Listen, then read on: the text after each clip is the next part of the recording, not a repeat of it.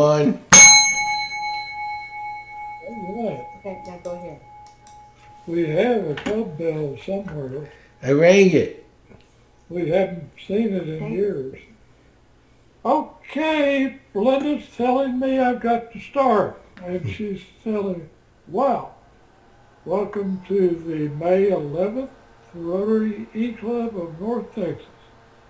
Linda's going to do an invocation.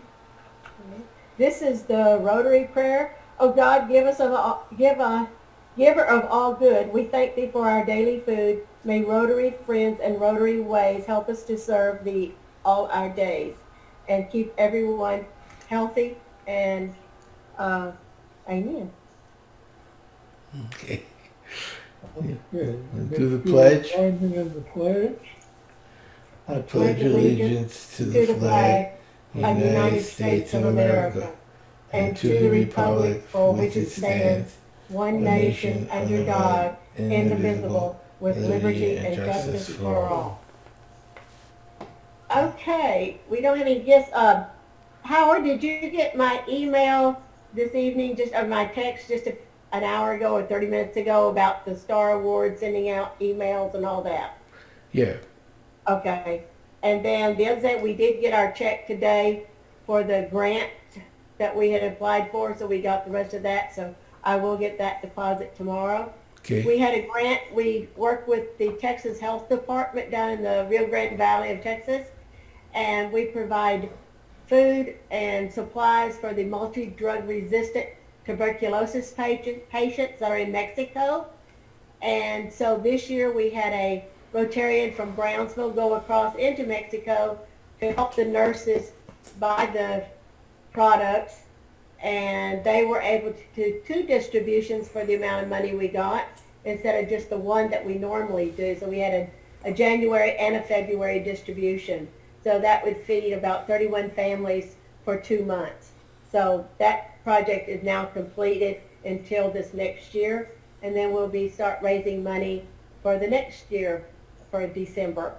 And that's And it worked better buying food in Mexico, because when we buy the food in Texas, the nurses would come over, load their cars up with food, and sometimes the Mexican customs people would harass them about it.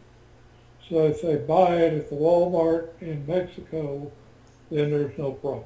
And also with the exchange rate, we got a whole lot more groceries. Normally we spend around $1,200. It was only like $900 for the first distribution, and then the second distribution was around $700. So because we did get some extra money and everything. So anyway, that's all I have. We had 35 TB patients. Well, it was 130 or so total family members. One of the TB patients was 4 months old. Oh. So now Howard. Okay, all right. Linda doesn't like for me to talk. Go ahead. No, Howard, would you introduce our speaker, please? Yes. Lorna is a Pacific Northwest writer and speaker. Her work has been recognized by PNWA. I guess my first question is, what's PNWA? Sorry, I should have spelled that out. It's Pacific Northwest Writers Association. Okay. And the Oregon Poetry Association, and has appeared in several magazines and anthologies. She's president of Write on the River, a nonprofit dedicated to supporting writers in North Central Washington and beyond, as well as on the board of Oregon Poetry Association. Warner is also a certified ACE Adverse Childhood Experiences speaker, and has spoken publicly on finding resilience through writing, overcoming adversity, motherhood, and writing, and her experience in AmeriCorps. She teaches 2 workshops, Crafting Your Place, Writing Small and Writing Naked, and Journaling for Resilience. Currently, she's searching for a publisher for a memoir about working trail crew in rural Alaska while battling her demons. And for more on Lorna, check her website, LOMAROSE.com. Okay, So that's basically what she's given us, and then I'm gonna just take some of this. I'm gonna print it out on a sheet so I could ask some questions while she's here. That'll be more Sure. relevant than me making questions up. I'll work off of this page. And I Okay. want to thank her for coming. And Thank you for finding me and having me. well, why don't we start off by tell us a little about the not-for-profit for supporting writers and how it helps writers. Sure. Well, I'm on the board of several nonprofits. One of them I'm the president of, like Howard mentioned, Right on the River. And we are based in North Central Washington. And that was sort of our reach. We helped local writers, and now thanks to COVID, our reach is greater, and we have had people join our events from Indiana and California and Idaho, so that's been really cool. Right on the River puts on programming throughout the year to support writers. So we put on open mics. We have 2 annual competitions. We have quarterly workshops. And then we have just purely social events where you can just show up and there's no agenda, there's no speaker, just show up and with your favorite beverage and network with fellow writers in the area, being now whoever kind of shows up to their virtual happy hour. It's been really great. I love giving back to the writing community.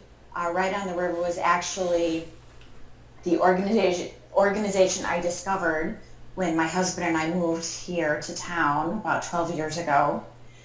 And it's just, it's been a big support for me. Calling myself a writer has been the number one thing that's helped me in my craft.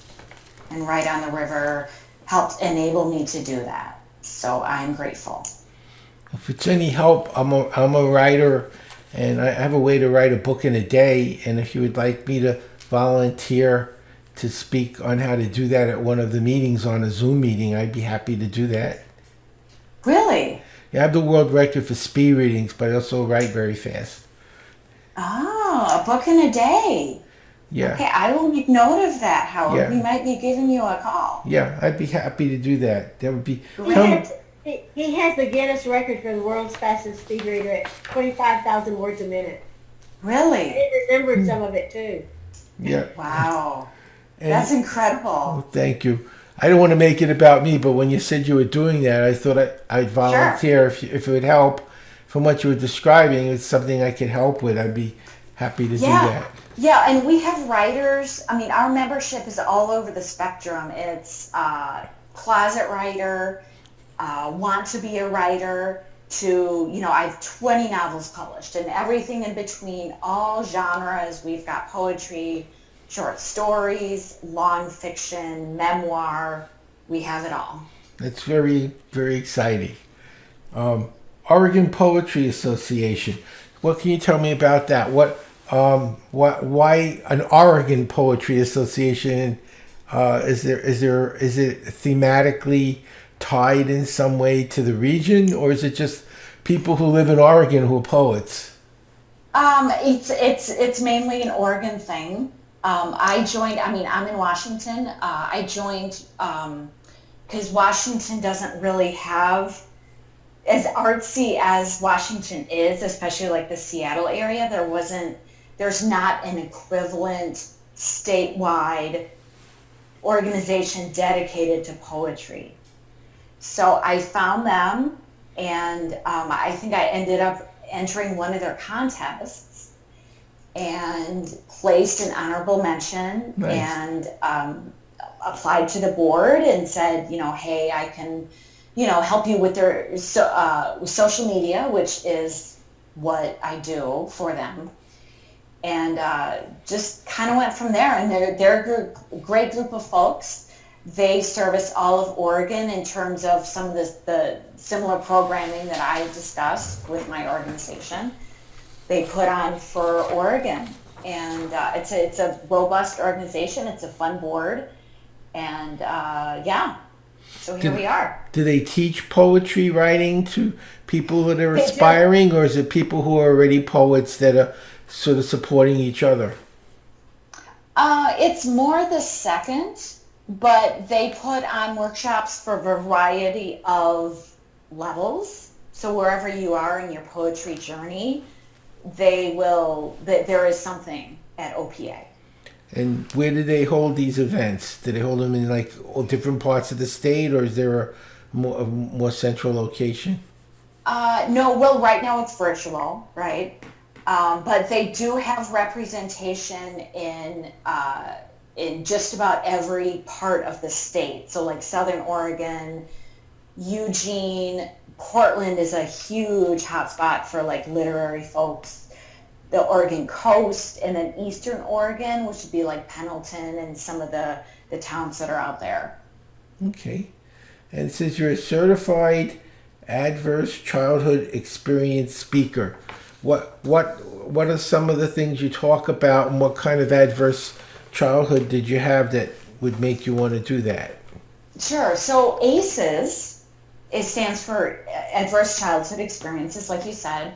And ACEs is kind of relatively new in the field of, I guess, psychology. They're starting to study resilience more and how having an adverse childhood kind of can affect you later on into adulthood. And so what ACEs is it's the first study of its kind. It's a longitudinal study, so it looks at people throughout their lifespan. And it was Kaiser Health and the CDC got together and said, hey, we want to do this kind of long-term study. We want to study the effects of certain childhood events, and if that affects the lifespan and how it affects health into adulthood. So they came up with a list of 10 questions, and it's everything from, were your parents divorced as a child? Was one of your parents mentally ill? Were they incarcerated? Were they a drug addict? All sorts of questions like that. Did you grow up in poverty? And then they looked at how many yeses a person would score. And then they would look at them, they would kind of track them throughout their life and track their physical health. And what they're seeing is a significant amount of chronic long-term health issues in adulthood, like COPD, like heart disease, diabetes. And they are starting to link it to these childhood events. And so what they're trying to do now is, starting from a young age, they're trying to catch these kids. And, pediatricians, for instance, are starting to screen for ACEs in an effort to offset what might happen later on in terms of not only physical health, but mental health as well. That makes sense. Yeah, and so I got interested in it. I write a lot about resilience and overcoming adversity, and I really believe writing can have a big impact in those areas. And so I got interested in sort of the science of that, and why resilience is a thing, and kind of what makes resilience, and sort of the neuroscience around it. I got interested in that, which sort of just led me to ACEs. And what was your experiences that attracted you to that topic?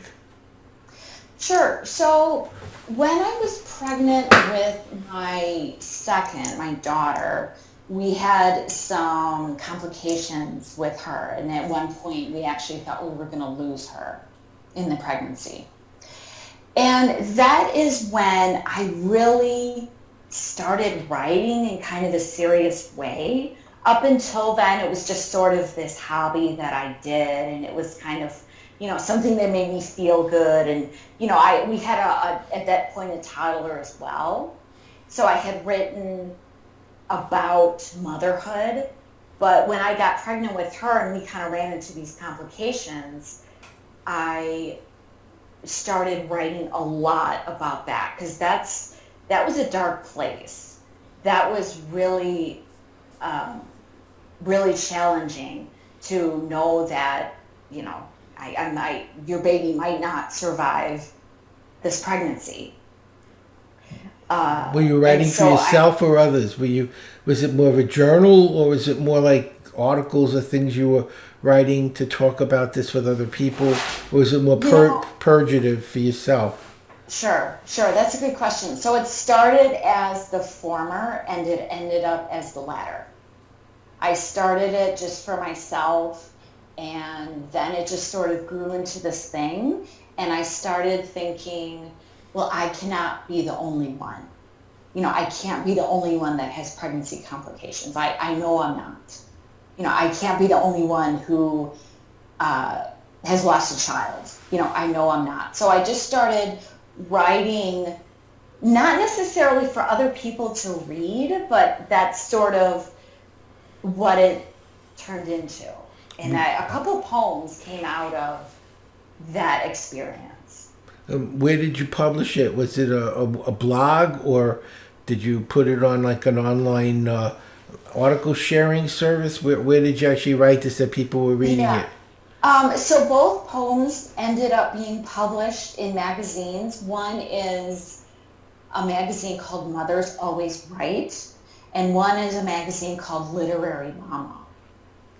And they're both literary magazines that focus on motherhood and writing about the parenthood experience. Did people write to you about how your articles helped them or inspired them or helped them through their trauma? Was there any of that kind of feedback? Yeah, I got some good feedback, and I mostly along the lines of how this is really affirming. I'm glad I'm not alone. That's what the feedback was, and so I thought, this is I'm onto something here, and it felt good for me to be able to offer that to the community.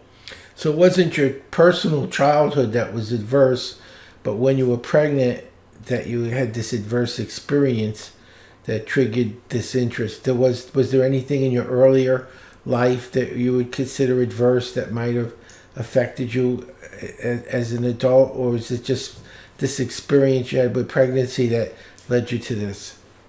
Yeah, no, I had a confusing childhood. My father was abusive, and so I wrote a lot about that. I still write a lot about that. And then I write about kind of how to write about abuse and other hard topics. Okay, and I'm sure you're finding people that are finding what you're suggesting, helping them as well?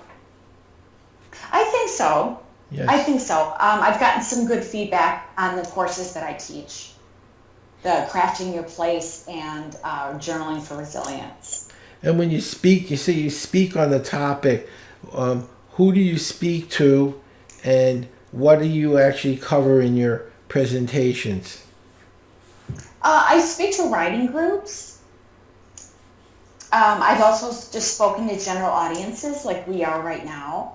I've spoken to entrepreneur groups, and I sort of tailor my my talk / interview to sort of what the audience is. So I've talked to writing groups about kind of what we're doing right now, how I became a writer, and what I get out of it, and what I set out to accomplish in my writing. I speak to entrepreneurs about finding that balance between motherhood and writing, because that's, that can be a struggle. There's a definite balance there. My kids are 8 and 5. Okay, they're young. Yeah. That's a time trap right there. That's a what? It's a black hole of time. I mean, children of that age just take up all of our time. A good part of our day is spent nurturing and taking care of them at that age. Yeah, and we're still, I mean, we just returned to school here, like in person. Oh, And even so, more, yeah. yeah, it's been an interesting year. And they're both what I call neurodiverse kids. I don't particularly like the term special needs, so I say they're neurodiverse. They require support and therapy and all that. So it's been a journey. Do you have any training in that, or is that something that you just read up on and through other people have developed strategies? No, I don't have any specific training other than myself. I mean, I myself have a learning disability. I have a like a processing delay, and my son, lucky guy, has the same thing. He's also on the autism spectrum. My daughter has sensory issues, and so I just sort of waded through these sort of neurodiverse, I guess, world and found a community of parents that also have their kids have similar needs, and that's been a big help. I'm very fortunate in my town here that we do have good services, which can be unusual for a small to medium-sized town to have the services that we do. Yeah, and I don't know, you find things out and you just sort of run with things, and the special needs community here, it has been awesome and it's been really supportive. You talk about overcoming adversity. What strategies do you share with people for overcoming adversity? Sure. So I'm a big fan of owning your feelings, whatever they are, and for me that looks like getting them down on paper. And that can be at first like journaling, because once you put your stuff down on the page, then you can start to own it. And you can be like, okay, look, this is where I'm at in dealing with whatever it is. And it's nice to have that like clear starting point. And as far as like an ending point, I don't know if there's like a clear ending point when you can say, okay, I'm good, I'm all good, I'm healed or whatever. I think it's like a continuum and it can go on, and that's fine. But you got to start, and for me, like I said, starting meant putting my thoughts and feelings down on paper and owning them and finding affirmation from them and then going from there. So your writing's actually been very purgative for you. It helps you to purge some of the things that are troubling in your life and get resolution through writing. Mm-hmm.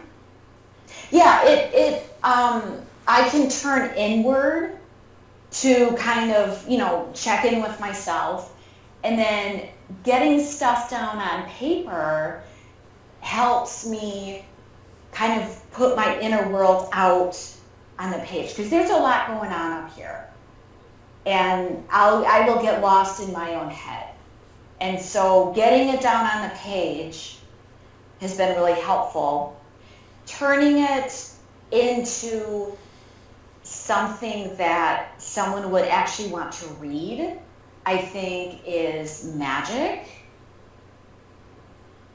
And that can be, in and of itself, a very affirming process. And what's your process for writing?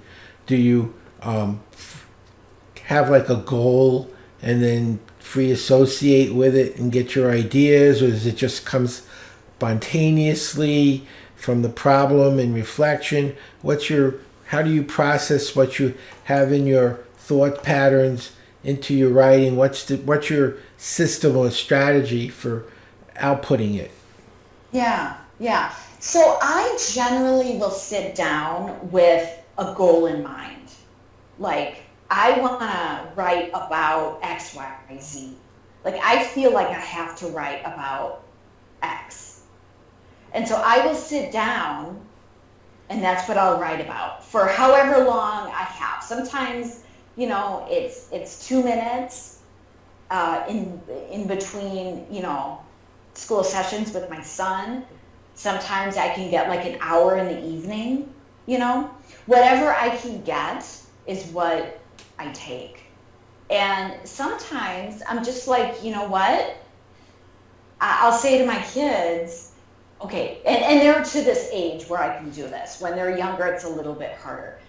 But I'll be like, all right, I need my time. You know, mom is going to go into the office, into my bedroom, and I just need to process the day or process this event or, you know, whatever the case is. And I set that boundary, which is a lot of what I talk about when I talk to writing groups and entrepreneur groups about balancing motherhood and writing is setting that boundary and not feeling bad about it, because it is really easy to feel bad about it, that you're not with your kid 24/7, you know, and that you do need that time, and it's not selfish, it's part of self-care as far as I'm concerned. Is your style like an autobiographical, or are you more reflective, or are you more objective in talking about it from a third perspective as a problem, or is it more subjective, talking about it as an experience? How do you proceed to describe what you're writing?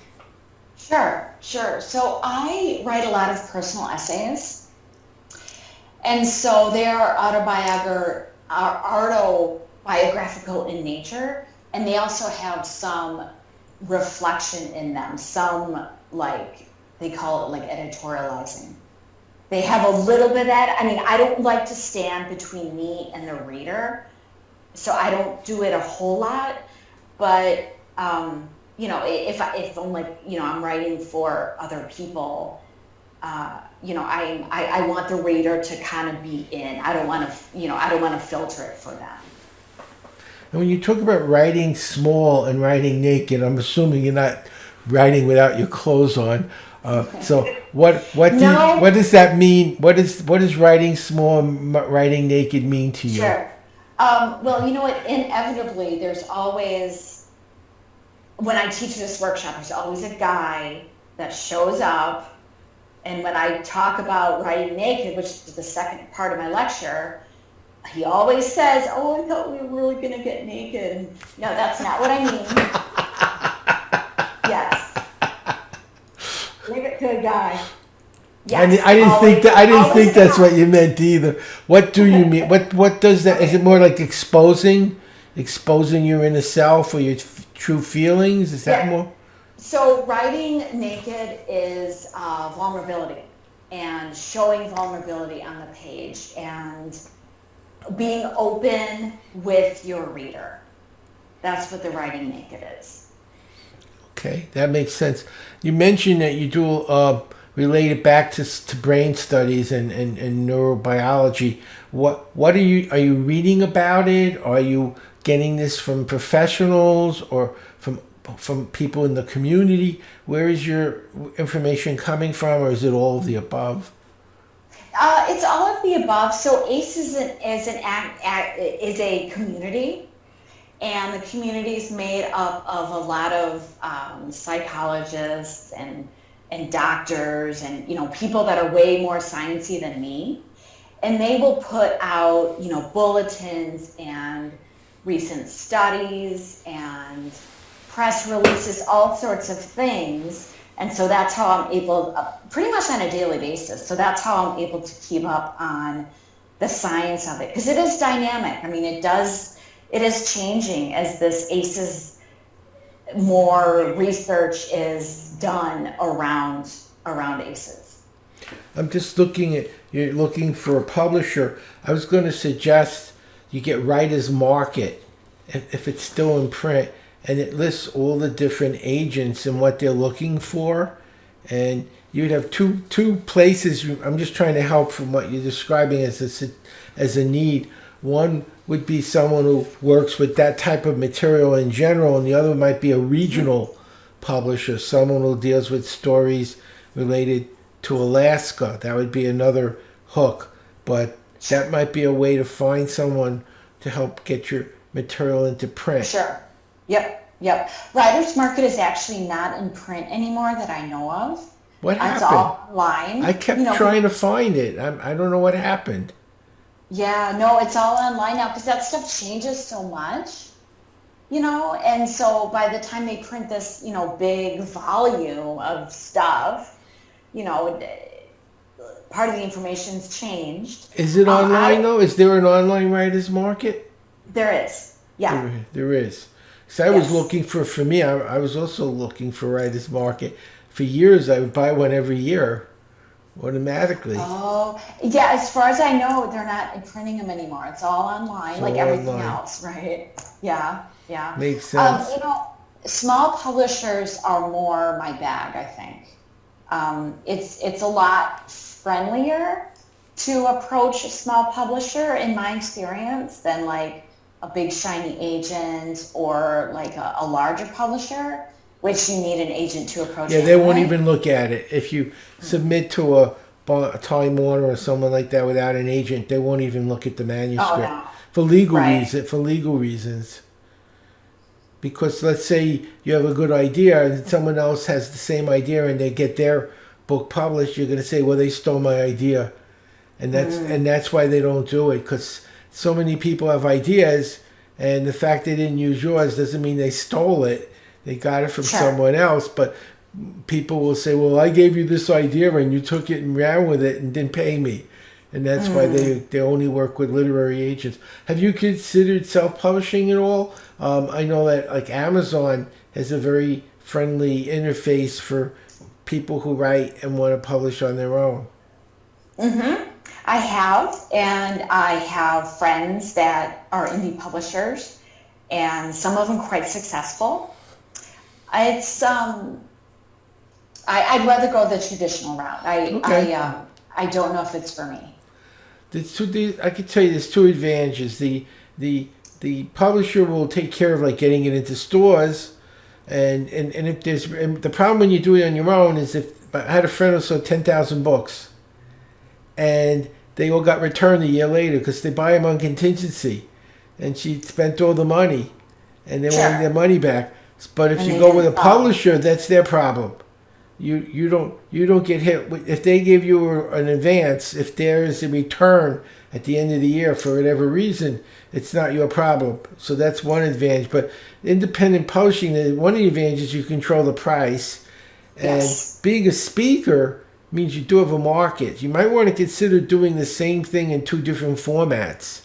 Maybe having something you can sell at your speaking engagements at the back of the room on your own, so you get all the profit, and then create a second version that's not a complete knockoff, but it's similar but different enough that it's not the same material, and go for a publisher, and then you have the best of both worlds. Because the reason a lot of people won't self-publish, it's all self-marketing, and if you're not a speaker, if you're not doing shows, it's very difficult to do that. But you're speaking, and you're part of a lot of groups and organizations, so you might be able to do both paths at the same time, and get the best of the two. Sure. Instead of either or. I would. That's just. I've published a lot. My first book was a Time Warner book. It's in its 28th reprint, and I wrote a book for Barron's, and my audio video program sold 65 million. So I have some experience in that area, and I've done it on my own, and I've done it with publishers. And this, you could actually, with your background, you could probably do both. Okay. And one other Thanks. thing to think Yeah. about is create audio video, not just books. You'll make more money on an audio video product than on a book, especially as a speaker. So I could sell my learning program for $400 or $500 as a video, and maybe it's $15 as a book. So how Okay, many books? sure. How many books do I have to sell to make $450. Right. So What do you write, Howard? well, I write on accelerated learning and speed reading and writing and memory, things like that. So, Okay. But Yeah. but you also have a niche, and you could create a following. You know, where you create a group of moms and people with the kind of situations you're describing, and you become the it's a herd. You know, you have a loyal following, and you can provide them with information on a regular basis and share their stories, and that could become a way of not just publishing your own stuff, but sharing what they have, and being the conduit for them. So you make a piece of that also. I'm just looking at your big picture. I don't know if that helps. I'm just trying to make a suggestion. Sure. Well, one of the things I really liked about, I started writing about motherhood. I was kind of an off and on writer. I worked for corporate America for a long time because that's what I thought I should be doing. And I came back to writing when I was a new mom.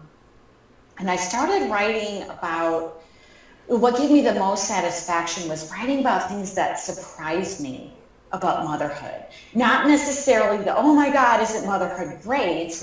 Because motherhood can suck in the beginning. It can be a terrible experience, and that's what happened to me. And I was a little bit of an older mom, and I had issues with breastfeeding. I had, you're so just terribly exhausted, and then, you have this happen and that happen, and it can be really a big challenge. And I didn't feel bonded with my son right away, too.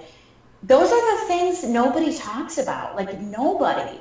Everybody talks about how great motherhood is. And so I got a lot of satisfaction in writing about the nitty gritty, writing about pumping breast milk, writing about, not feeling bonded, writing about the complications, and the stuff that can go wrong. That's where it gave me the most satisfaction, because I'm like, you know what, I can't be the only one. No, I can't be. no, you're not. No. And that's a niche. It may not be the hugest niche, but it's a significant niche. It's not like there's only 10 of you. There's probably millions of people out there like you. So that would be a good niche to be in. And niche writing can be very, very good because, like Dan Kennedy used to say, if you sell pet insurance, it costs one thing. Horse insurance is another step up. It costs more. Thoroughbred horse insurance is another step up. And so as you go into the niche gets smaller, but the price point goes up. If I write for a doctor, I can charge a certain amount, but if I write for a neurosurgeon, I could charge more. If I write for a pediatric neurosurgeon, again, the niche is getting smaller, Sure. but the price goes up. So there's a trade-off, but you have a niche that's a big niche and probably underserved.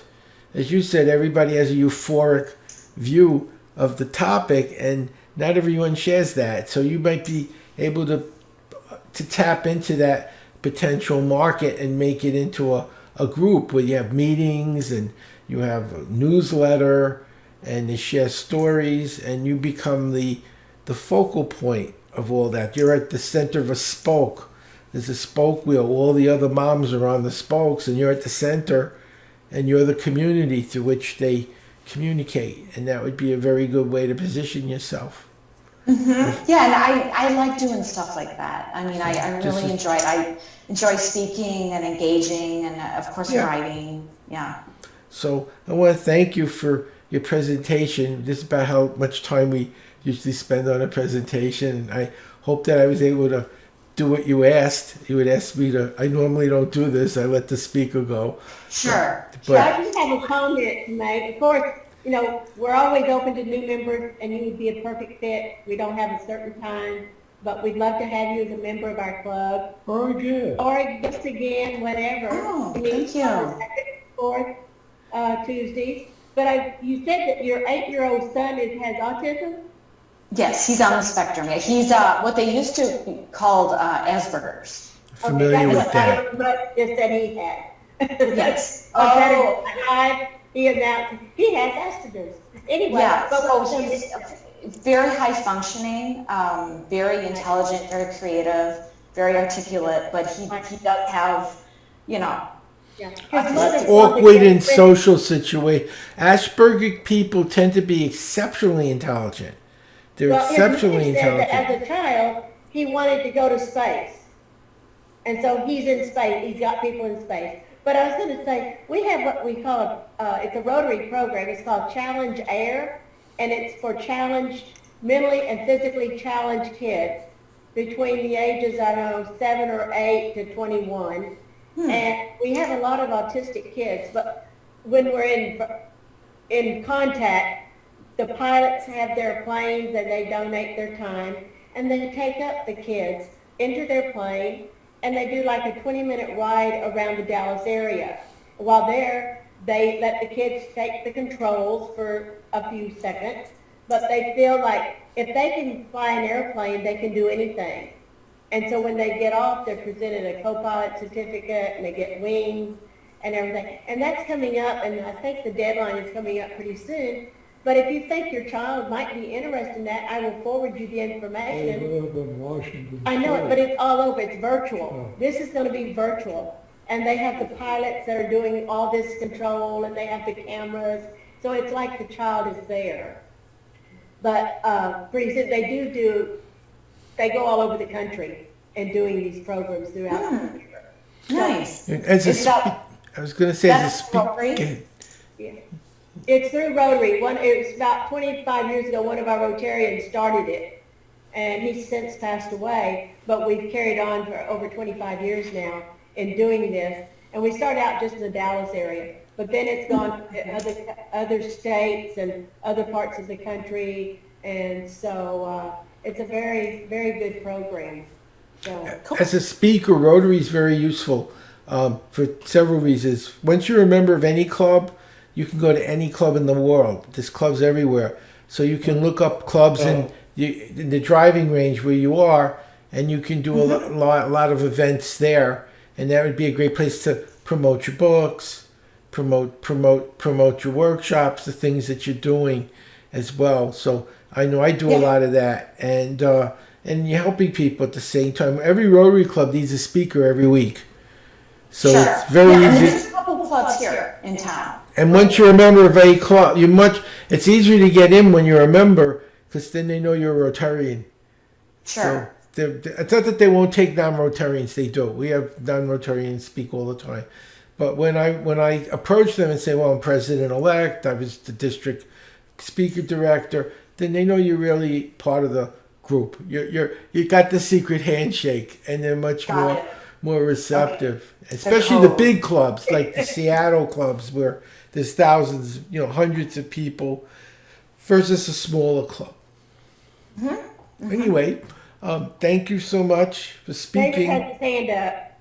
Oh, David's yes. hand up, okay. Well, a story that's probably not appropriate. I'm sure Linda's already nudging me. But we were at a PEPS, which is President-elect Training Tower, just went to once, and the speaker was talking about a Rotary Club he went to. And they had two couples as guests. And they had in common, 10 years before, they had both had 2-year-old daughters with serious medical conditions. The doctor said both of these daughters are not going to make it, except Oh, jeez. daughter number one, we know what's wrong, but we do not have the technology to fix it. But she can be an organ donor.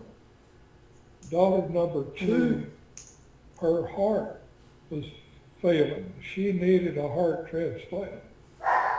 So they took the heart from couple one and put it in couple two's daughter. She was 12 years old, alive, healthy, strong, but these couples had never met. It was an emotional moment.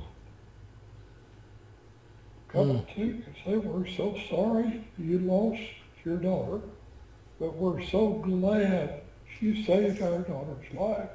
I've cried now. There Oh. was in the room. Yeah, that's beautiful. It was a dynamite program.